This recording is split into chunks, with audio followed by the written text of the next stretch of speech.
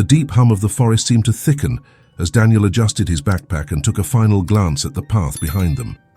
The forest here was unlike any he'd seen before, ancient, dense, and untouched by modern civilization. Towering trees loomed overhead, their thick branches intertwining to form a canopy that blocked out most of the sky. Only thin shafts of sunlight broke through, casting an eerie glow over the forest floor. He had led many expeditions into remote wildernesses, but this one felt different, darker, older, and filled with secrets, long buried. Sarah walked ahead of him, her face set in concentration as she studied the path. Behind them, Marcus muttered something about not trusting Eleanor, their guide. The enigmatic woman had appeared as if from nowhere when they arrived at the outskirts of the forest, offering to guide them to the heart of the Blood Moon territory.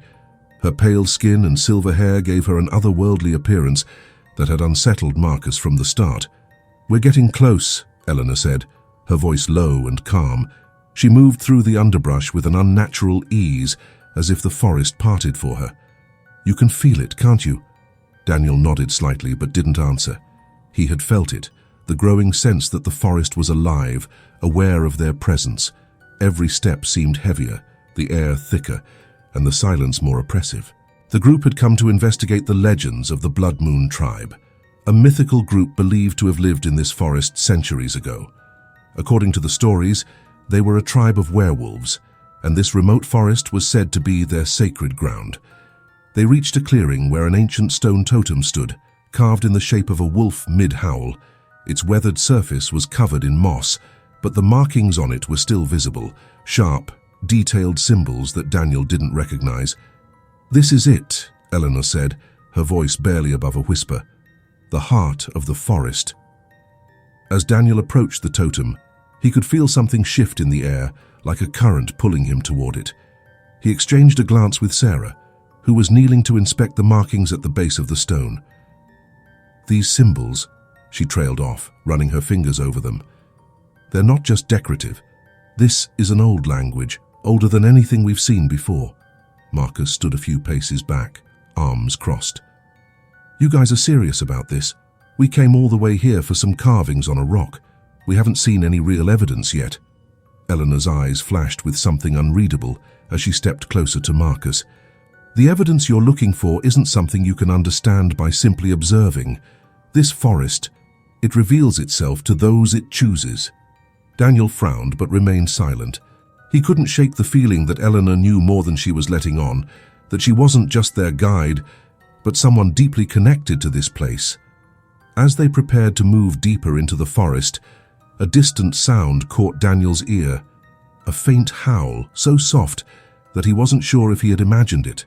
He froze, straining to hear it again. The others noticed his reaction and stopped. "What is it?" Sarah asked, standing up. "I thought I heard something," Daniel replied. "A howl, like a wolf." Marcus scoffed. "Wolves? Really? This place is remote. But wolves?" Eleanor turned her head slightly, her eyes narrowing as she listened. After a moment, she smiled faintly. "It's nothing," she said, but Daniel could sense the tension in her voice. He shook off the unease and motioned for them to continue. As they ventured further into the forest, Daniel couldn't help but glance back at the totem. For a brief moment, it seemed as though the wolf's eyes glowed, following their movements. The group moved in silence, the weight of the forest pressing down on them. The trees closed in tighter around the path, and the temperature dropped noticeably as they ventured deeper into the heart of the Blood Moon territory. Night was approaching fast, and they would need to set up camp soon. But as they walked, Daniel couldn't shake the feeling that someone was watching them. The distant howl echoed again, louder this time, sending a chill down his spine. The expedition had begun, and already the forest seemed eager to reveal its secrets. As night descended on the forest, the air grew colder, and the distant sounds of nature faded into an eerie stillness. The group set up their camp in a small clearing, surrounded by towering trees that seemed to whisper among themselves in the wind. Daniel watched as Sarah and Marcus pitched their tents, their movements sharp and quick, driven by the need to get everything done before darkness fully consumed them. Eleanor sat a little away from the rest, staring into the dense forest. She hadn't said much since they left the stone totemi, and her distant expression unsettled Daniel even more. It was clear that she was not just a guide, she was connected to this place in ways they couldn't yet understand. "Why do you think the Blood Moon tribe chose this place?"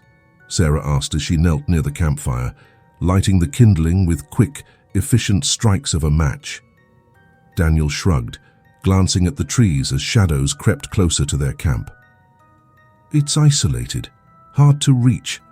Probably felt like they were safe here." "Safe?" Marcus scoffed, shaking his head. "This place feels anything but safe."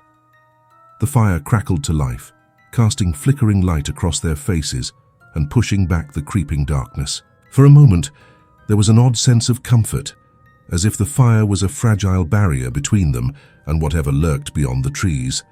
But the feeling didn't last. Eleanor stood up abruptly, her movements tense.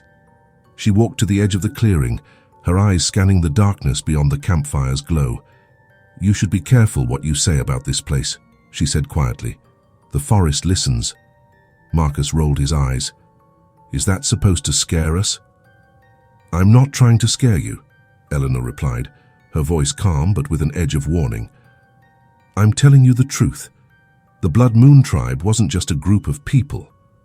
They were protectors of something ancient, something dangerous." Daniel's interest peaked, but before he could ask Eleanor to elaborate, another sound echoed through the forest, the same distant howl he had heard earlier. Only this time, it was closer. Sarah froze, her eyes wide as she looked at Daniel. "Did you hear that?" Daniel nodded, his heart pounding. The howl had an unnatural quality to it, almost as if it was being carried by the wind itself, twisting and distorting in the process. Marcus stood up, his eyes darting to the tree line. "It's just wolves," he said, though there was a tremor in his voice. Eleanor didn't move, her eyes fixed on the darkness. "There are no wolves here," she said softly. Silence fell over the group as the weight of her words sank in. No one knew how to respond. The forest, once a natural barrier between them and the outside world, now felt like it was closing in on them, suffocating them in its grasp. Daniel broke the silence. "If there are no wolves, then what's making that sound?" Eleanor turned to face them, her eyes reflecting the firelight in a way that made Daniel's stomach drop. "Something that's been here long before any of us. The Blood Moon tribe tried to control it, tried to keep it contained, but the forest has its own will." Marcus let out a nervous laugh. "This is ridiculous. You expect us to believe that some ancient creature is out there, howling at the moon?" Eleanor didn't answer immediately. She simply walked back to the campfire and sat down, her face now illuminated by the flames. "You'll believe it soon enough?" Sarah shifted uncomfortably, her eyes flicking toward the trees. "What do you mean?" Eleanor looked at her, her gaze intense.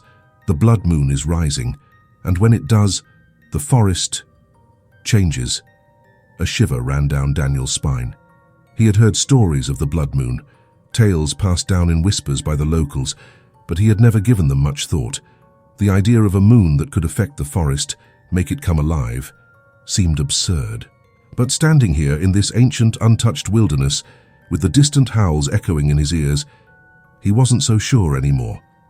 "We need to be ready," Eleanor said, her voice low but firm.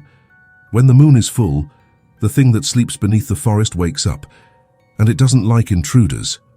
Marcus threw his hands up in frustration. "Okay, enough of this cryptic crap. What are we even supposed to be ready for? Some werewolf tribe?" Eleanor's expression darkened. "Not werewolves," she said quietly. "Something worse." Before anyone could press her further, the wind picked up, howling through the trees with a force that extinguished the campfire in an instant. The darkness swallowed them whole, leaving only the dim glow of their flashlights as a shield against the black void of the forest. Daniel's heart raced as he scrambled to relight the fire. His hands shook, but he managed to get the kindling to catch. The flames flared back to life, pushing the shadows away, but they weren't alone anymore. Something was out there, The howling started again, but now it was unmistakably close, circling their camp. The sound of heavy footsteps, the snap of branches, and the low growl of something monstrous echoed through the night. Daniel grabbed his flashlight and stood, his eyes scanning the tree line, but he couldn't see anything beyond the dense wall of trees. "Stay together," he said, trying to keep the fear out of his voice. Eleanor stood with him, her face unreadable but her body tense, as if waiting for the inevitable. And then, from the shadows, a pair of glowing eyes appeared, yellow and unblinking, watching them with an intensity that made Daniel's blood run cold. Whatever was out there, it had found them. The air was thick with tension as the group huddled closer to the fire, its flickering flames the only source of warmth and light in the overwhelming darkness. Daniel's heart pounded in his chest as he kept his eyes fixed on the glowing yellow eyes that stared at them from the tree line. Whatever it wasn't moving, but its presence sent a shiver down his spine. "Stay calm," Eleanor whispered, though her voice betrayed the fear creeping into her. "It's watching, waiting for something." "For what?" Sarah asked, her voice shaking as she clung to Marcus, who was visibly sweating, his hands trembling as he pointed his flashlight into the woods. "What is it waiting for?" "The blood moon," Eleanor replied. "It's feeding off the energy, waiting for the moon to rise higher. Once it does—" Her words trailed off, and Daniel knew she didn't need to finish the sentence. Whatever lurked in the forest was biding its time, gathering strength as the blood moon ascended into the sky. Suddenly, the glowing eyes blinked out of existence, disappearing into the night, and the forest fell eerily silent. The absence of sound was almost worse than the howling. It was as if the forest itself was holding its breath, waiting for something to happen. "Where did it go?" Marcus asked, his voice barely above a whisper. Daniel shook his head, unable to answer. The absence of the creature felt like a trick, a ploy to make them lower their guard. Eleanor stood, her body tense as she moved to the edge of the camp. She scanned the darkness, her eyes narrowing as if trying to catch a glimpse of the creature lurking just beyond their reach. "We need to stay alert," she said softly. "This is just the beginning." The wind picked up again, sending a chill through the camp, and Sarah huddled closer to the fire, her eyes wide with fear. "What do we do? We can't stay here all night." Eleanor shook her head. "We need to keep the fire going. It won't come near the light, but we can't stay in one place for too long. When the blood moon reaches its peak, it will be too late to leave." Daniel's mind raced as he weighed their options. Staying by the fire seemed like their best chance at survival, but Eleanor's warning about the blood moon gnawed at him. Whatever ancient force lived in the forest was growing stronger with every passing moment, and soon, even the fire might not be enough to protect them. "Maybe we can make a run for it," Marcus suggested, his voice unsteady. "We still have time, right? If we leave now—" "No!" Eleanor snapped, cutting him off. "Running into the forest now would be suicide. It's already hunting us. The moment we leave the light, it will strike." Sarah whimpered, tears streaming down her face. "I don't want to die here." Daniel knelt beside her, placing a comforting hand on her shoulder. "We won't," he said, trying to sound more confident than he felt. "We just need to keep the fire going and stick together." But deep down, Daniel wasn't sure how much longer they could hold out. The forest felt alive, as if it were watching them, waiting for the right moment to close in. And with every passing second, the blood moon rose higher, casting an eerie crimson glow through the trees. "Do you hear that?" Eleanor asked suddenly, her voice tense. Everyone went still, listening intently. At first, Daniel couldn't hear anything beyond the crackling of the fire, but then, faintly, he picked up a sound, something low and rhythmic, like the beating of drums. "It's coming from the woods," Marcus said, his voice strained. "What is that?" Eleanor's face paled. "It's the Blood Moon tribe. They're performing the ritual." Daniel's stomach dropped. "What ritual?" "To summon the creature," she replied, her voice barely a whisper. "They believe it's a protector, something that guards the forest, but they don't realize that once they summon it, they can't control it." The drumming grew louder, echoing through the trees, and Daniel's pulse quickened. The ritual had already begun, and whatever they were trying to summon was growing stronger with each beat. "We need to stop them," he said, standing up, his fists clenched. "If we don't, that thing is going to tear us apart." "How?" Sarah asked, her voice shaking. "We don't even know where they are." Eleanor's eyes locked onto Daniel's, a determined glint in her gaze. "I know where they are." Daniel's heart raced as he met her gaze. "Then we go. We stop the ritual." Eleanor nodded, her jaw set. "It's our only chance." Marcus stood up, his face pale but resolute. "We're really doing this, huh? Charging into the woods to stop some ancient cult?" Sarah looked terrified, but she wiped her tears and stood, her body trembling. "If it's our only chance, then we have to try." Daniel gathered his courage and grabbed his flashlight, casting one last glance at the fire that had been their only defense against the darkness. "Let's move," he said, his voice steady despite the fear gnawing at him. The group left the safety of the fire and stepped into the shadows of the forest, the sound of drums growing louder with each step they took. The crimson light of the blood moon filtered through the trees, casting eerie shadows across their path as they ventured deeper into the heart of the ancient wilderness. With every beat of the drums, the forest seemed to pulse around them, as if it were alive, watching their every move. And somewhere in the darkness, the creature they feared was waiting. The group moved through the forest in silence, the rhythmic drumming guiding their path like a dark heartbeat echoing through the trees. The dense foliage seemed to close in around them as they ventured deeper, the light of the blood moon casting long, twisted shadows on the ground. Every step felt heavier, as though the very earth beneath them was pulling them closer to whatever malevolent force lurked ahead. Eleanor led the way, her movements purposeful, though Daniel could see the tension in her shoulders. She hadn't spoken since they left the fire, but Daniel could sense the weight of the decision they had made hanging over her. They were walking into the unknown, and every instinct told him that whatever waited for them at the source of the drums was something far worse than the creature lurking in the shadows. "How much farther?" Marcus whispered, his voice barely audible over the drumming. "Not far," Eleanor replied, her tone clipped. "We need to be careful, the Blood Moon tribe. They won't let us interfere without a fight." "Great," Marcus muttered, as if we didn't have enough problems. Sarah, walking close behind Marcus, kept her head down, her breathing shallow and rapid. Daniel could tell she was barely holding it together, but she hadn't faltered since they began their march toward the source of the ritual. Despite the fear etched on her face, she was determined to see this through, just like the rest of them. The drumming grew louder, more frantic, and Daniel could feel the vibrations in his chest as they neared the edge of a small clearing. Eleanor raised her hand, signaling them to stop. She crouched low and the others followed suit, hiding behind the thick trunks of trees at the edge of the clearing. Daniel peered through the gaps in the branches and saw them, figures cloaked in dark, tattered robes, their faces obscured by hoods, gathered around a large stone altar at the center of the clearing. The altar was illuminated by the blood-red glow of the moon, and on it, a figure lay motionless, bound and gagged. The drummers, positioned around the altar in a circle, pounded their instruments with increasing intensity, their movements erratic as though they were in a trance. "What the hell is this?" Marcus hissed, his voice laced with horror. "It's the summoning ritual," Eleanor whispered.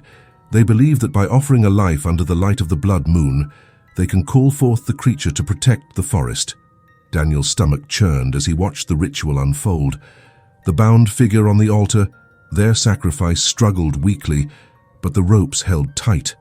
The drumming reached a fever pitch, and one of the robed figures stepped forward, raising a long, curved blade above their head. "We have to stop them," Daniel whispered urgently. "They're going to kill that person." Eleanor nodded, her jaw clenched. "We need to be quick. If the blood touches the altar, the summoning will be complete."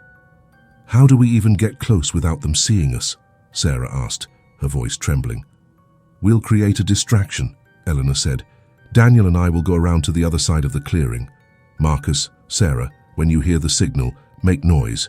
Throw rocks, anything. Just draw their attention long enough for us to get to the altar." Marcus swallowed hard. "You sure this is going to work?" "It has to," Eleanor replied, her eyes hard. "It's the only chance we've got." Without waiting for further discussion, Eleanor gestured for Daniel to follow her as she moved silently through the underbrush, circling around the clearing. The drumming continued to pound in Daniel's ears, and he could feel his pulse quicken as they drew closer to the altar. When they were in position, Eleanor nodded at him. Daniel took a deep breath, trying to steady his nerves. He glanced back toward Marcus and Sarah, hidden on the other side of the clearing, and gave a quick nod. The next moment, the air was filled with the sound of rocks clattering through the trees. The drummers faltered, looking around in confusion, and several of the robed figures turned toward the source of the noise. "Now!" Eleanor hissed, and she and Daniel bolted from their hiding spot, racing toward the altar. As they neared the altar, the robed figure holding the blade froze, noticing them too late. Daniel tackled the figure to the ground, sending the blade clattering to the side. Eleanor reached the altar in a heartbeat, pulling a knife from her belt and cutting through the ropes that bound the victim. "Get them out of here," Daniel shouted, struggling to keep the cultist pinned to the ground as they thrashed wildly beneath him. Eleanor hoisted the weakened figure to their feet, supporting them as they staggered away from the altar. But as they moved, Daniel heard a low, guttural growl rise from the depths of the forest, cutting through the noise of the chaos. It was too late. The ground beneath them trembled, and the blood-red light of the moon seemed to intensify, bathing the clearing in an ominous glow. The cultists scattered, retreating into the shadows as a massive figure emerged from the darkness, its eyes glowing with a feral hunger, its fur black as night, and its claws gleaming like daggers in the moonlight. The creature had arrived.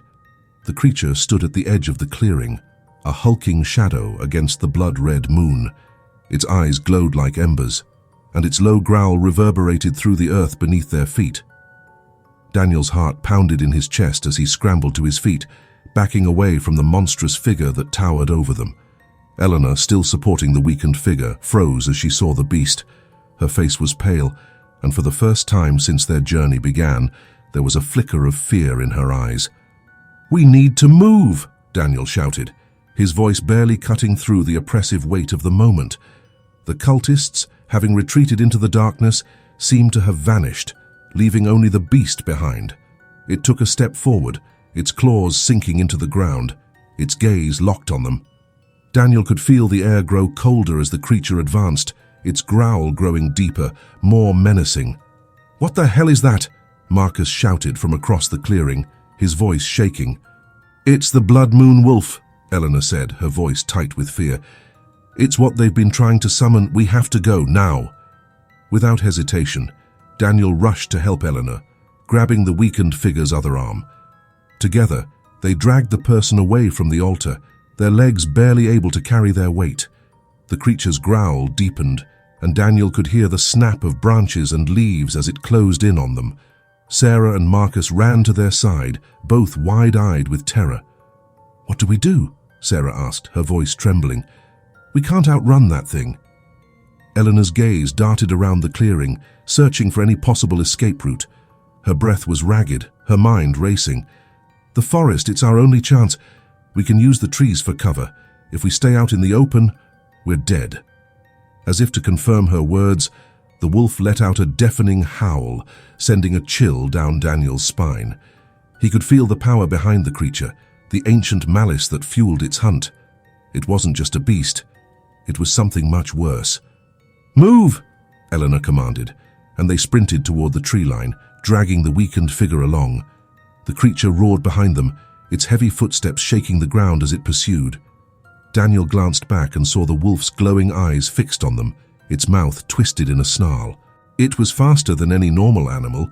This thing was supernatural, and there was no doubt in his mind that they couldn't outrun it for long. As they reached the cover of the trees, the dense forest enveloped them. The thick branches overhead blocked out much of the moonlight, casting long shadows over the forest floor. They weaved through the trees, the sound of the wolf crashing through the underbrush growing closer with every second. "This way," Eleanor shouted, pulling them in a sharp turn deeper into the woods. Daniel's lungs burned, and his legs felt like lead, but he couldn't stop. Not with that thing chasing them. Every time he thought they might be gaining some distance, the creature's growl echoed closer, a reminder that their time was running out. "What's the plan, Eleanor?" Marcus shouted as he struggled to keep up, panic creeping into his voice. "We can't keep running forever." Eleanor didn't answer immediately. Her eyes scanned the forest, her mind calculating. "There's an old cabin deeper in the woods. If we can make it there, we might be able to hold it off." "A cabin?" Daniel asked, breathless. "How do you know it's safe?" "I don't," she admitted. "But it's our only option. If we stay out here, we're as good as dead." Daniel didn't argue. There was no time to debate. He trusted Eleanor's instincts, and right now anything was better than facing that creature in the open. They continued their frantic sprint through the forest, dodging low-hanging branches and leaping over fallen logs.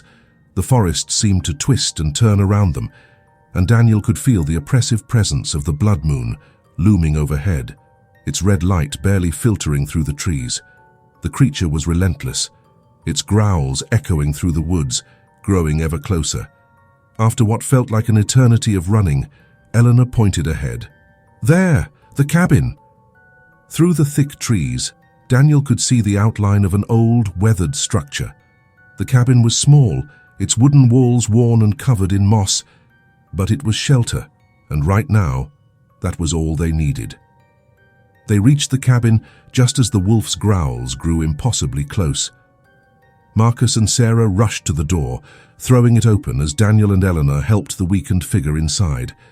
The moment they were all in, Marcus slammed the door shut and bolted it with a wooden beam. The interior of the cabin was dark and musty, the air thick with dust and decay. There was no light, save for the faint glow of the moon seeping through the cracks in the walls. It wasn't much, but it was a temporary reprieve from the nightmare outside. "We won't be safe here for long," Eleanor said, her voice low. "It'll find us." Daniel leaned against the wall, his chest heaving as he caught his breath. "Then what do we do?" "We need to find a way to fight it," Eleanor replied, her eyes scanning the small cabin for anything useful. "If the blood moon gives it power, maybe there's a way to weaken it." Before Daniel could respond, the ground shook as the creature slammed into the door, its snarls and growls reverberating through the cabin. The door creaked under the pressure, the wooden beam groaning as it strained to hold. The blood moon wolf wasn't going to wait. The door shook violently as the blood moon wolf rammed against it again. The entire cabin trembled under the force, and Daniel could hear the splintering of wood. They didn't have much time before the creature broke through. "We need to find something, anything, to defend ourselves," Daniel said, panic creeping into his voice as he scanned the room for weapons. The cabin was sparse, with little more than rotting furniture and debris scattered across the floor.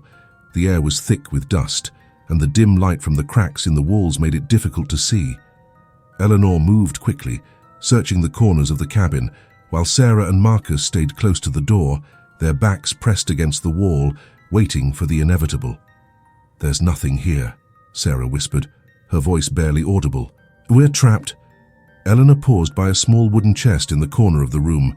With a swift kick, she broke the rusted lock and flung it open. Inside, there were a few old tools, a rusted hatchet, some rope, and a small knife.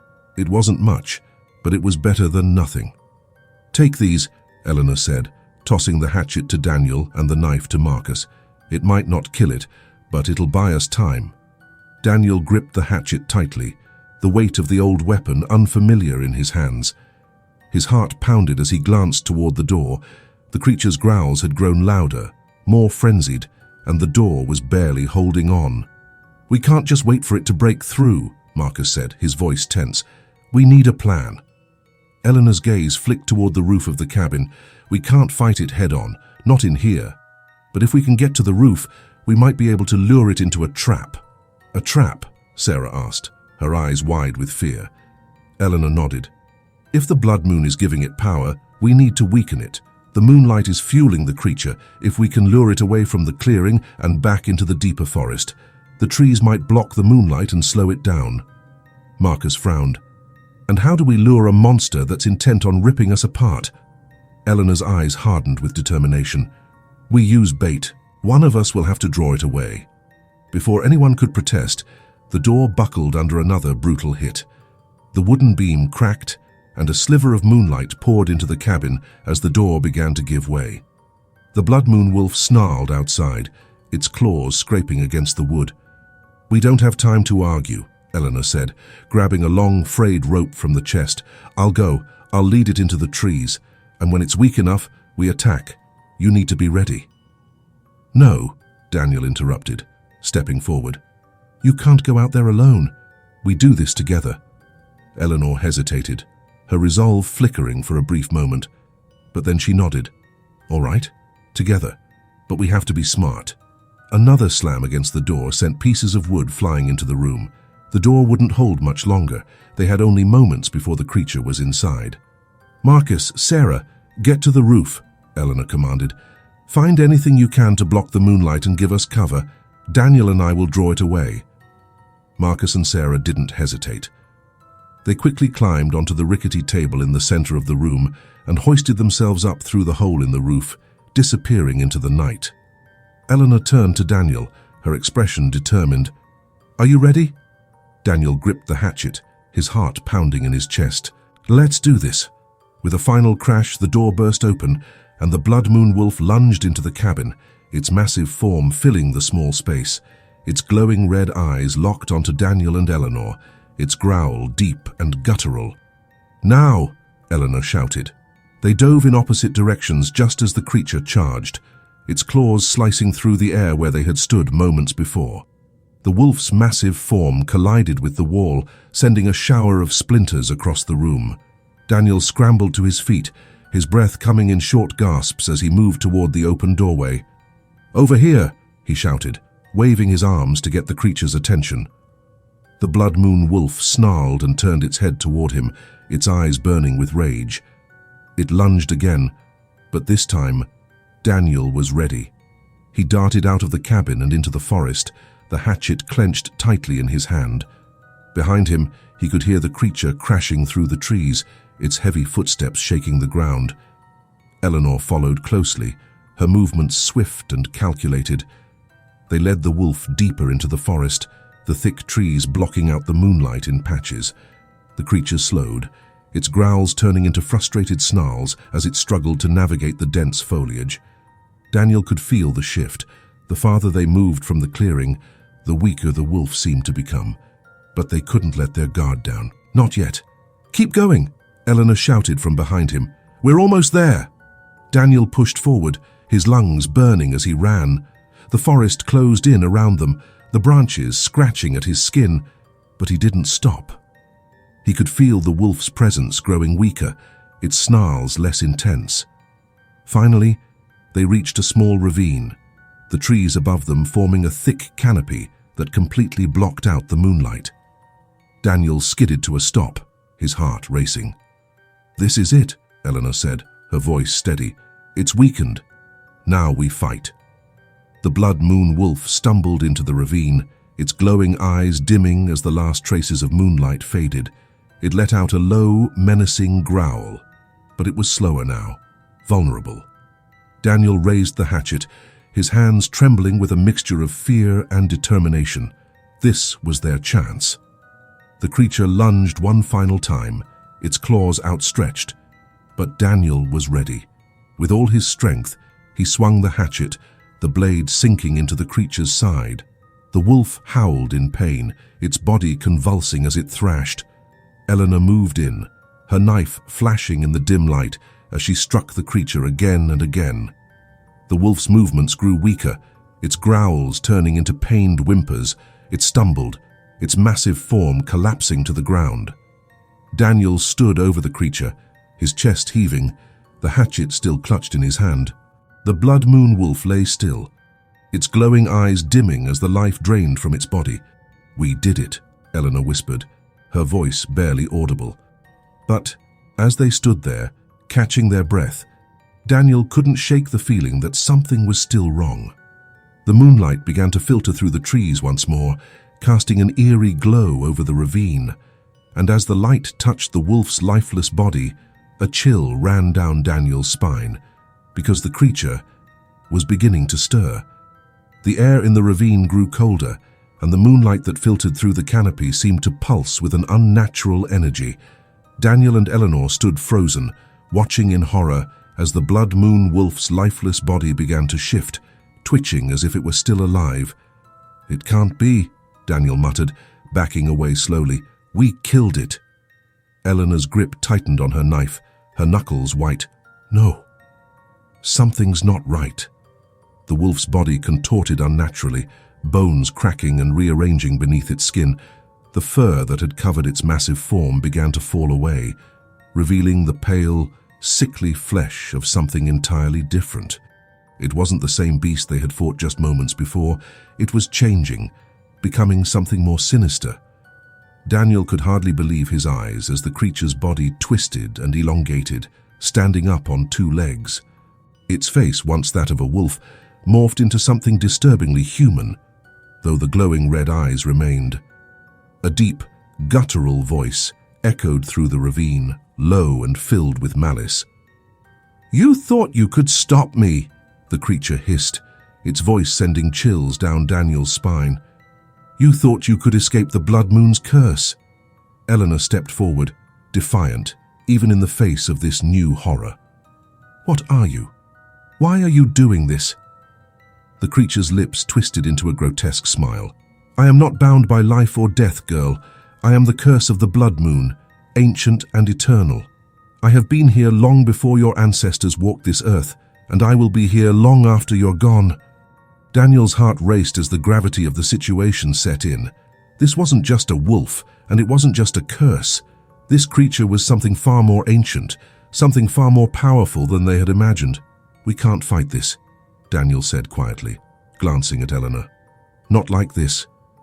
Eleanor didn't take her eyes off the creature. "We have to try. There has to be a way to end this." The creature let out a low chuckle, its red eyes glowing brighter as it took a step forward. "There is no escape from the blood moon. It chooses its victims, and once you are marked, there is nothing you can do to stop it." Daniel's mind raced, trying to piece together the puzzle. The blood moon, the curse, the creature. It was all connected. But there had to be a way to break it. There had to be something they were missing. "The blood moon gives you power," Daniel said slowly, as an idea began to form in his mind. "But it also makes you vulnerable, doesn't it?" The creature's smile faltered for a split second, and Daniel knew he was onto something. Eleanor caught on quickly. "You're tied to the blood moon. As long as it shines, you're strong. But what happens when the moon sets?" The creature's eyes narrowed, its smile disappearing completely. "You are fools if you think you can outlast the moon." "We don't need to outlast it," Daniel said, his voice gaining confidence. "We just need to survive until dawn." The creature snarled, lunging forward with surprising speed. Daniel and Eleanor barely had time to react as the creature's claws slashed through the air. They dove to the side, narrowly avoiding the deadly strike. "We have to run," Eleanor shouted, scrambling to her feet.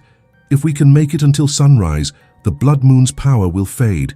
Daniel didn't need to be told twice. He grabbed Eleanor's arm, pulling her toward the edge of the ravine. The creature let out a furious howl and charged after them, its glowing eyes blazing with fury. They ran through the forest, their breaths coming in ragged gasps as they dodged trees and leaped over fallen branches. The sound of the creature crashing through the undergrowth was terrifyingly close, and Daniel could feel the weight of its presence bearing down on them. But they couldn't stop. Not now. Not when they were so close. The trees began to thin, and the sky above them started to lighten ever so slightly. The first faint hints of dawn were creeping over the horizon, and with it, their only chance at survival. "We're almost there," Eleanor shouted, her voice hoarse. "Just a little farther." Daniel's legs burned with exhaustion, but he pushed himself harder, his eyes fixed on the clearing ahead. The creature was gaining on them, its snarls growing louder, but the moonlight was fading, and with it, the creature's power.